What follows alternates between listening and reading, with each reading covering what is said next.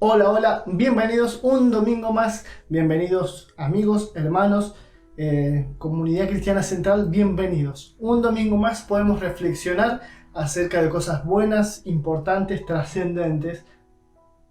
Hace rato que no decía esa frase, pero bueno, la verdad es que no hay nada más trascendente que la palabra de Dios. ¿Por qué? Porque es justamente de Dios un ser eterno, un ser que atraviesa los conceptos que tenemos como seres humanos, atraviesa nuestra mente, atraviesa nuestro corazón y su palabra es así de importante. El video que acabamos de ver, intencionalmente lo pusimos previo a la predicación, porque queríamos contarte de esa forma qué es lo que estamos haciendo. Este proyecto se llama Quiero Dar. Es un proyecto que nació en el corazón de una de las jóvenes de nuestra congregación, una joven que dejó de mirarse el ombligo. Joven X, no te enojes conmigo, pero levantó la mirada y se dio cuenta que hay necesidad y que en sus manos estaba la posibilidad de ayudar. Este proyecto nació en ella, en su corazón, y se comenzó a contagiar en otras personas, y hoy comenzamos a trabajar en ese lugar. Una de las cosas por las cuales también decidimos pasarlo antes de este momento, antes de que yo apareciera en el monitor, es porque también hace al mensaje del domingo pasado. Si el domingo pasado hablamos sobre gigantes, sobre un gigante en particular, y ese gigante era la comodidad. Inevitablemente, si querés enfrentar un proyecto así, tenés que salir de tu zona de confort, de tu zona de comodidad. El gigante este de la comodidad es muy peligroso, porque es muy sutil. Es difícil darse cuenta cuando uno está entrando en esta situación de comodidad. Y aún más, es difícil salir de ahí. Pero bueno, cuando uno levanta la mirada al cielo, se da cuenta que no todo gira alrededor de uno. Este gigante, peligrosísimo como la comodidad, generalmente viene acompañado de otro gigante que es el victimismo. ¿Sí? ¿Y qué es el victimismo? Es el pobrecito de mí, todos me odian, el mundo entero está puesto de acuerdo para hacerme sufrir y yo soy el que más sufre de todos los sufrientes. Eso es el victimismo, que no es otra cosa que mirarse el ombligo. Derrotar a este gigante es difícil, pero está en tu decisión y en mi decisión.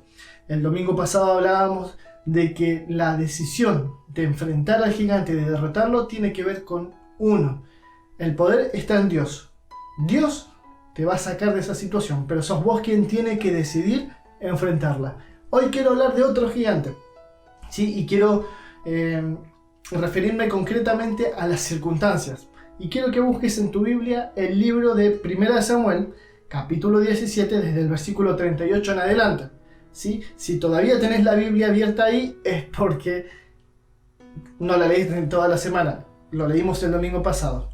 O, mejor, no quiero ser tan pesimista en mi forma de pensar, digamos que estuviste leyendo y releyendo durante la semana acerca de esto. Pero bueno, vamos a lo importante. Te dije 1 Samuel, capítulo 17, versículos 38, 39 y 40. Dice lo siguiente: Después Saúl le dio a David su propia armadura, un casco de bronce y una cota de malla. David se los puso, se ciñó la espada y probó dar unos pasos porque nunca antes se había vestido con algo semejante. No puedo andar con todo esto, le dijo a Saúl, no estoy acostumbrado a usarlo. Así que se lo quitó, tomó 5 piedras lisas de un arroyo y las metió en su bolsa de pastor. Luego, armado únicamente con su vara de pastor y su honda, comenzó a cruzar el valle para luchar contra el filisteo. Ya lo habíamos leído el domingo pasado, pero hoy me quiero enfocar, como te decía, en las circunstancias. Yo no sé cuántos de ustedes llevan varios años en una congregación, pero yo a lo largo de mi vida, en realidad me van a matar porque me dijeron no hagas tantos chistes, pero bueno, soy yo. Yo les digo muchas veces, yo no nací en el púlpito porque no nací un domingo, pero tuve la bendición, la enorme bendición de nacer en una familia cristiana, una familia que vivía la relación con Dios día a día y Dios era natural en medio de nuestra familia. Hablar de Dios no era algo solamente los domingos al mediodía, sino que era algo natural. Y como pastor llevo poco tiempo, pero en el poco tiempo que llevo oficialmente como pastor de Comunidad Cristiana Central, he visto lo mismo que he visto antes de ser pastor. Y es a las personas que te saltan con esta frase: no, pastor, yo no voy a servir porque, bueno, no tengo tiempo. O voy a esperar cuando me jubile, voy a servir. O cuando termine mi casa, o cuando esto o lo otro. Y siempre esperaron la condición ideal para servir al Señor. Pero esa condición nunca llegó. Se quedaron en una circunstancia cómoda.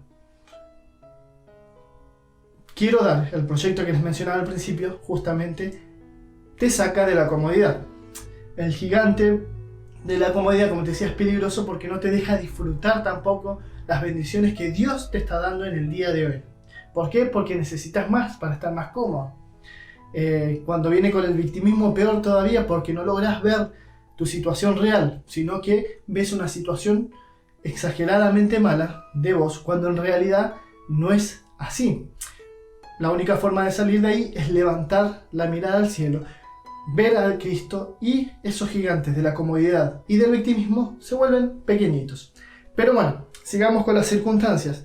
Te decía, las circunstancias se tornan un gigante porque muchas veces se vuelven una excusa, se vuelven un limitante a lo que Dios te está pidiendo hacer.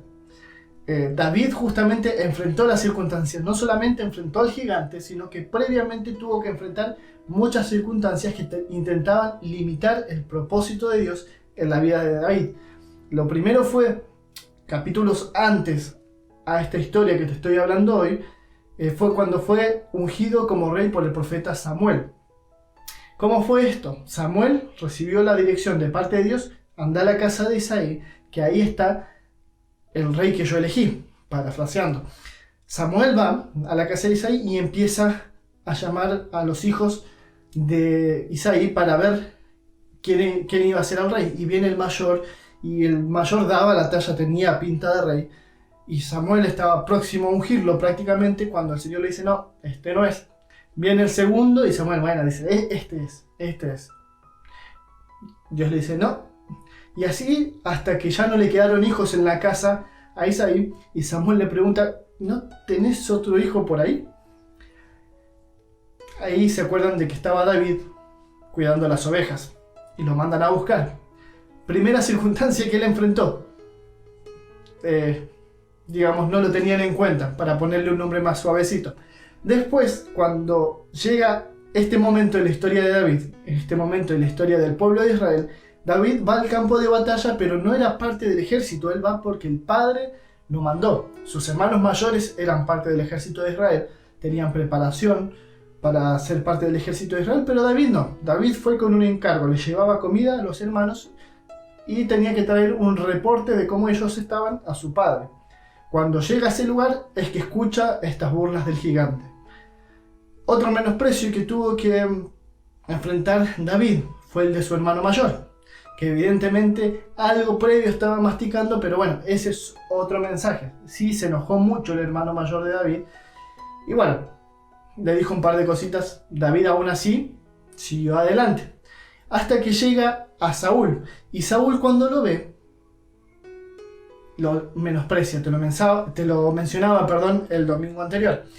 Lo menosprecia. Saúl lo único que ve es un pastorcito indefenso, ¿sí?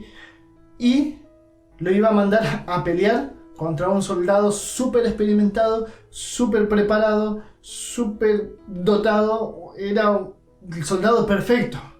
Y él mandaba prácticamente a la muerte a este chiquito, a este pibe, que era pastor de ovejas. ¿Qué es lo que hizo? Bueno, como también te mencioné el domingo pasado, para mí, lo que hizo Saúl fue darle su armadura para que durara más tiempo en la batalla. No es que le estaba poniendo fichas, sino que bueno, para que no sea tanta la diferencia y aguante un par de rounds más, le ponemos la armadura. Y le quiso mostrar cómo se hacían las cosas.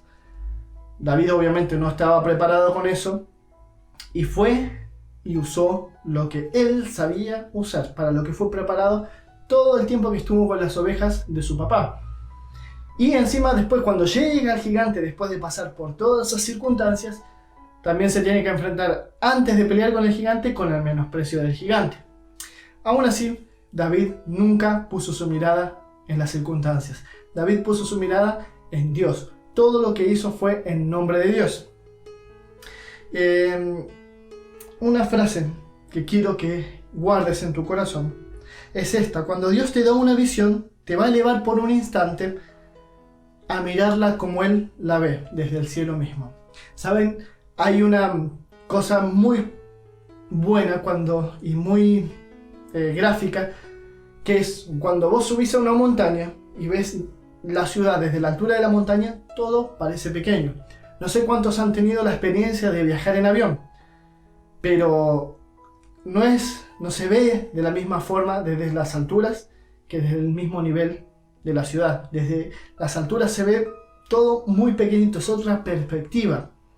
Acá pasa lo mismo: cuando vos pones tu mirada en Jesús, tus gigantes se encogen.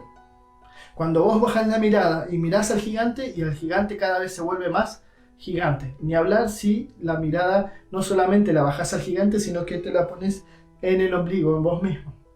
¿Me entendés? Y yo no quiero dar más vueltas alrededor de este gigante de las circunstancias.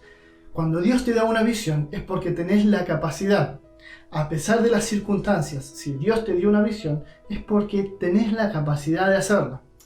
Si estás respirando es porque tenés propósito de Dios. Entonces, no importa la circunstancia donde naciste, no importa la circunstancia en la que estés viviendo hoy, si estás respirando es porque hay propósito de Dios para tu vida. Y la única forma de vivir, disfrutar y ejercer y cumplir ese propósito es mirando a Dios. No hay otra. Porque si no lo miras a Dios, entonces los gigantes crecen. Si lo miras a Dios, entonces se encogen. La decisión obviamente es de cada uno de nosotros. ¿Qué queremos mirar? ¿Cuál va a ser nuestra referencia? David lo tenía más que claro. David no se guiaba por las circunstancias. David se guiaba por quién era el Dios que él conocía. Y para ir cerrando, porque quiero ser bien puntual en esto. Iglesia Comunidad Cristiana Central, nosotros tenemos una visión muy particular que Dios nos bajó a nosotros. Yo y mi casa serviremos a Jehová. Y quizás es una visión difícil, porque si bajamos la mirada podemos ver todo un sistema a nivel mundial que atenta contra la familia justamente y los valores que Dios instauró para la familia. Si hay algo que está destrozado hoy en día son las familias. Si hay algo que es difícil de lograr es llegar a las familias. Pero si nos quedamos solamente con la mirada puesta en estas circunstancias, nos vamos a desanimar y no vamos a hacer nada. Pero si ponemos la mirada puesta en Dios, autor y consumador, en Jesús, autor y consumador de la fe, si ponemos nuestra mirada en Dios, quien es más grande que todo lo que podamos ver y que podamos vivir, entonces ahí sí nuestro corazón cobra ánimo y avanzamos. ¿Saben qué pasa? Que si nosotros ponemos la mirada solamente en las circunstancias, entonces el mar va a estar enfrente nuestro y nuestros enemigos atrás, y nosotros vamos a estar muertos de miedo, paralizados. Si nosotros ponemos nuestra mirada solamente en las circunstancias, entonces vamos a ver 5 panes y 2 peces y una multitud que alimentar. Si ponemos la mirada solamente en las circunstancias, entonces la muerte va a ser el final para nosotros. Ahora, si vos pones la mirada en Jesús, entonces el mar se abre y cae después, o sea, podemos atravesar el mar en seco, con paredones de agua alrededor nuestro, pero cruzamos el mar, nuestros enemigos se acercan, terminamos de cruzar y el agua cae sobre ellos. Si ponemos nuestra mirada en Dios, entonces esos 5 panes y esos 2 peces se multiplican para alimentar multitudes. Si ponemos nuestra mirada en Jesús, entonces el muerto resucita. ¿Me entendés? Entonces, ¿dónde está puesta tu mirada? ¿En la circunstancia o en Dios? ¿Quién es más grande para vos? ¿La circunstancia o Dios? Y digo para vos porque es tu mirada. Es lo que vos buscas como referencia. Es lo que vos decidís mirar. Yo y mi casa lo determinamos. Yo, mi esposa y mis hijos miramos a Dios. Yo y mi casa serviremos a Jehová. Y los primeros que vivimos esta visión somos nosotros como pastores. Luego el equipo ministerial, que es el equipo de liderazgo de la congregación. Y luego los demás, y así vamos contagiando. Pero nosotros lo vivimos primero y nosotros velamos por mantener la mirada puesta en Dios. Porque con la mirada puesta en Dios, yo y mi casa serviremos a Jehová, se va a volver realidad en mi vida, va a ser realidad en la vida de la congregación, va a ser realidad en tu vida. Entonces, ¿qué es lo que estás mirando? No dejes que las circunstancias limiten tu propósito. Te quiero dejar con esa reflexión. David era un tipo que miraba al cielo. Las circunstancias no determinaban su conducta, su éxito. Sí, él siempre consultaba a Dios. Yo quiero que hagamos lo mismo. Ponemos la mirada en el cielo y avanzamos. No bajemos la mirada, porque si la bajamos hoy, el miedo se va a levantar en nosotros como un gigante.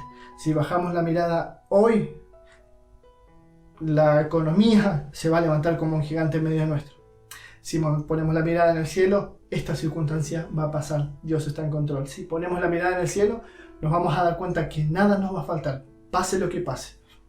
¿Por qué? Y porque así está escrito en su palabra. Así que viví tu propósito, camina en tu propósito y mira a Dios. Disfruta de lo que Él te está permitiendo vivir. Disfruta el presente hoy. Si aprendes a disfrutar el hoy, el mañana también lo vas a disfrutar. Que Dios te bendiga y te vuelvo a repetir. Poné tu mirada en Dios y mantén tus pies firmes, que el mar se va a abrir, el alimento se va a multiplicar y la muerte no va a ser el final. Que Dios te bendiga.